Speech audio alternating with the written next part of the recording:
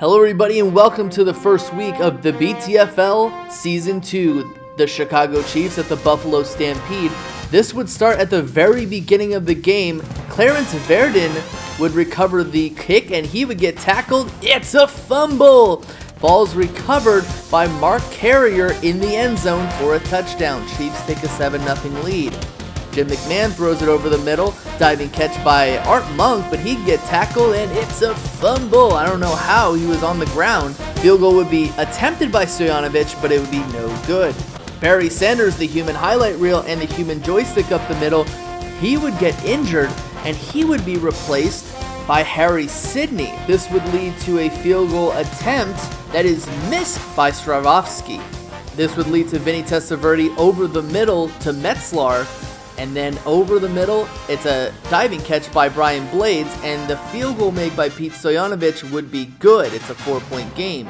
Bo Jackson, he's not injured in this game. He would go over the middle into Chiefs territory, and then Testaverde would throw an interception over the middle intended for Brian Blades. John Taylor would catch a rainbow jumping catch from Jim McMahon. He'd make it into Stampede territory, and this would lead to a missed Stravovsky field goal.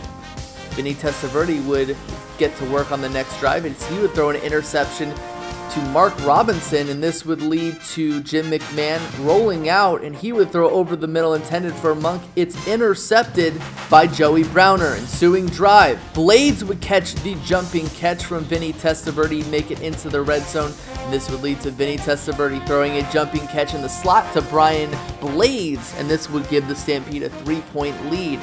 Next drive for the Stampede, Bo Jackson, he would knows best. He gets it into the red zone, and then Vinny Testaverde says, I'm going to do this myself, nobody open. He gets into the end zone for the touchdown.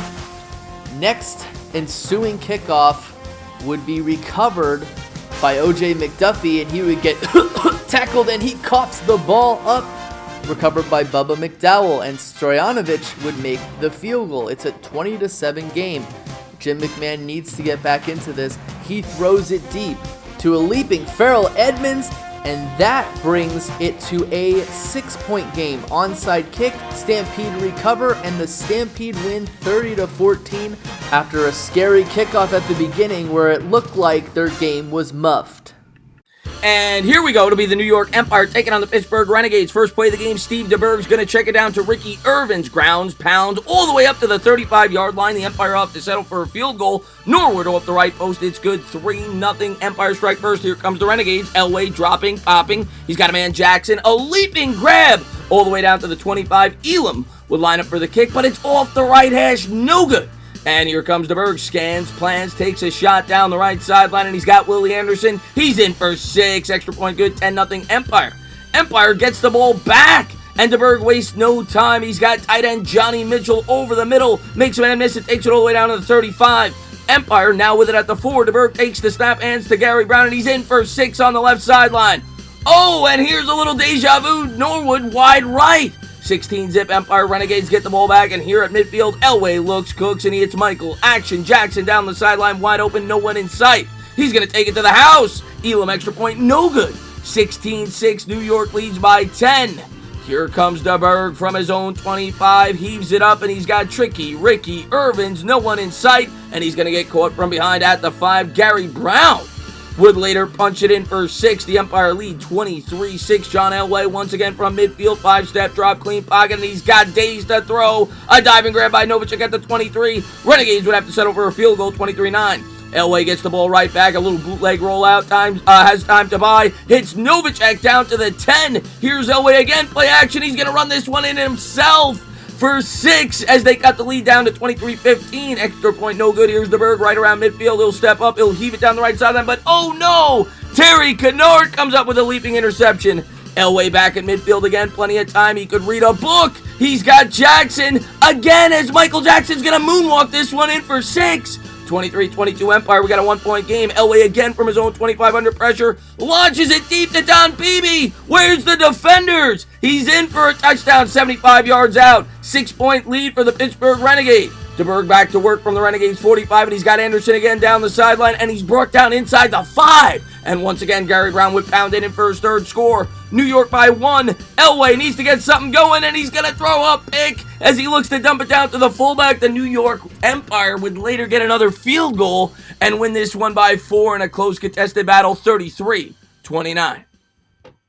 We are here with the Cleveland Cardinals at the Boston Eagles. To start out with Ken O'Brien, he would have no pressure in his face, and he would throw it to Derek Brown in the flats as he makes it close to midfield, and then he would flip it to Marcus Allen, who's a Hall of Famer, and he would make it close to the red zone. Ken O'Brien, play action fake, he would throw it to Foghorn Langhorn, and Marcus Allen vultures it off with the touchdown. Dave Craig, he has nothing in his face. He throws it deep to Randall, get over this hill, as he makes it into Cardinals territory. Dave Craig says, I'm going to do it myself, as he makes it into the end zone. They try to tie the game, but Low Miller misses the field goal. Ken O'Brien, with pressure in his face, throws it to Foghorn Langhorn, and the field goal would be made by Ken Willis. It's a 4-point ball game. Dave Craig would throw it to Ernest Biner, getting it into Cardinals territory, and then Craig would wind it up and throw it deep into the end zone to his tight end, Steve, not Michael Jordan, for the touchdown. It's a 3-point ball game. The Eagles take their first lead of the game. Later on, Craig throws it deep to Mervin Fernandez, and Mervin Fernandez catches the rainbow into Cardinals territory, and Low Miller would make this field goal. Robert Clark would catch the deep pass from Ken O'Brien and make it into Eagles territory, but then the sack would be made by Vaughn Johnson, and then Ken Willis would add a field goal. It's a 3-point game. Craig would throw it deep to Ernest Biner. The running back would be wide open in Cardinals territory, and this would be a missed field goal by Chip Low Miller. Johnny Bailey would take this handoff. He'd get tackled, and it's a fumble. Recovered by Dino Hackett, and Marcus Allen, he bums it in for a touchdown. Craig, under pressure, he would throw an interception to Terry McDaniel, and Ken O'Brien, he would throw it deep to Reggie Foghorn Langhorn, and Derek Brown would vulture it this time. Dave Craig, he hangs in the pocket, down 10 this time. He throws it deep to Randall Hill, and then Craig would throw it to Mervin Fernandez, covered in the end zone for the touchdown. It's a 3-point ball game. Now we have a throw to Ken O'Brien deep to Marcus Allen, getting it close to the red zone, and Ken Willis would add the field goal. It's a 6-point ball game. Last-ditch effort. Dave Craig, he throws it deep to Randall Hill, and it's incomplete. Cleveland Cardinals win 29-23 in one of the closer games in Week 1 of the BTFL Season 2. Welcome back to another season of the BTFL. So glad to do this with Hank Cinnamon, Phil Nunziata, and so many other great guys. Mark Rippon of Washington was a long ball thrower throughout his incredible run in the Super Bowl champion with the Redskins. Willie Gault is a former gold medalist in the Olympics for the 4x100 melee. So those two come together and put together an incredible football game. Meanwhile, for the Washington Generals, well, they had a brutal performance offensively in this football game, especially in the opening half, and Cincinnati took advantage.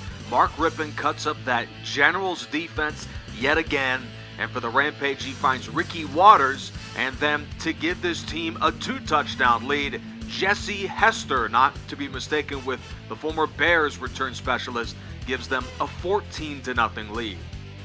To close the first quarter, Mel Gray catches his longest pass of the football game. Kofor makes it 14-3, but Rippon would find that long ball yet again. Willie Gault finished the day with 5 catches for 194 yards. Somehow, one of the fastest players in NFL history couldn't find the end zone, but Fennerty would cap it off.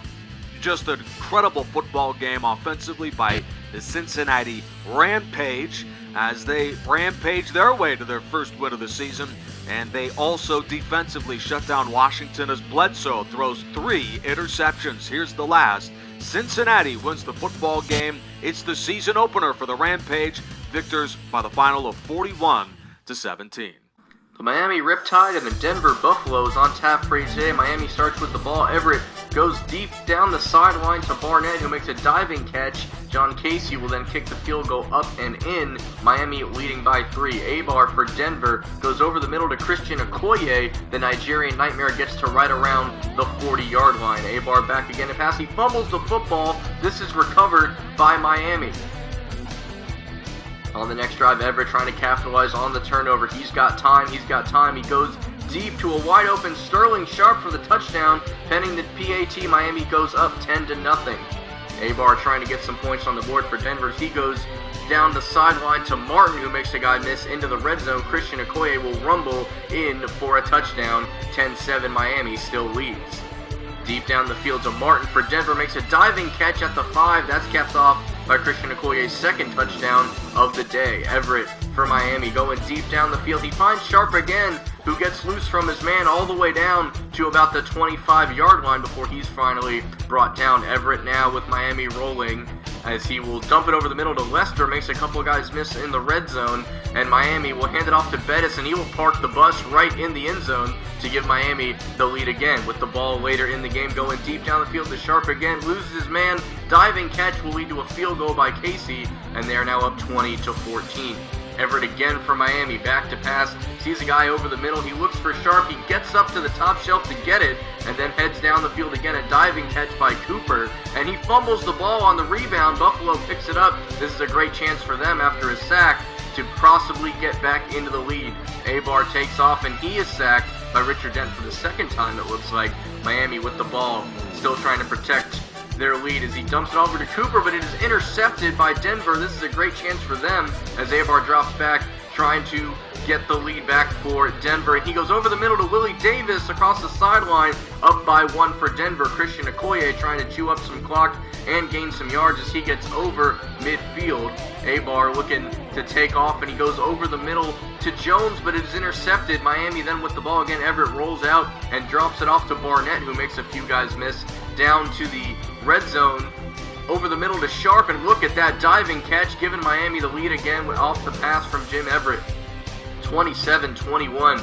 Denver deep down the field, again hands it off to Okoye, and he will fumble the ball. This will prove costly for Denver. It is recovered by the Riptides. They would then go on to win this one 34-21. Now to the Baltimore Bulls at Detroit Mustangs. Eric Ball would take the handoff to the inside, and he'd get tackled. It's a fumble. The ball's recovered by Tim McDonald, and Cody Carlson, waiting in the pocket, would throw it to touchdown Eddie Brown for the first score of the game. It's 7-0. Later on, Cody Carlson would throw an interception to Dwayne Woodruff, and Eric Kramer would throw it deep to Irving Fryer, making it into Mustangs territory, and he would follow it up with another Irving Fryer touchdown catch as he dives, and the game is tied 6-7, 7-7. Otis Anderson would take the sweep to the left and get off me. And then this would cause Cody Carlson to throw another interception. Leonard Russell would follow up with a turnover fest as he would get tackled. It's a fumble recovered by the Mustangs, and Otis Anderson would take the fake sweep into the end zone for the touchdown, but Blanchard would miss the extra point. Russell would take the handoff down the left side as he would get into Mustangs territory as Jason Hansen would knock in the field goal. It's a 3-point game. Otis Anderson would take that sweep fake handoff all the way into Bulls territory, and then a touchdown would be bummed in by Rod Bernstein. However, the extra point will be missed by Kerry Blanchard. But here comes Leonard Russell down the left side into Mustangs territory, but it would be all for naught because Jason Hansen would miss a field goal. Later in the game, Kramer would throw an interception to Michael Kofer, and this would lead to yet another Rod Bernstein touchdown. Eric Kramer would throw it deep, the jumping catch by Irving Fryer, and then Kramer would throw it again to Mark Ingram, and no one would catch him today. However, they would be unable to recover the onside kick, and the Detroit Mustangs would defeat the Baltimore Bulls 39-24 in a game that was real close at the beginning, but ended up being a turnover fest.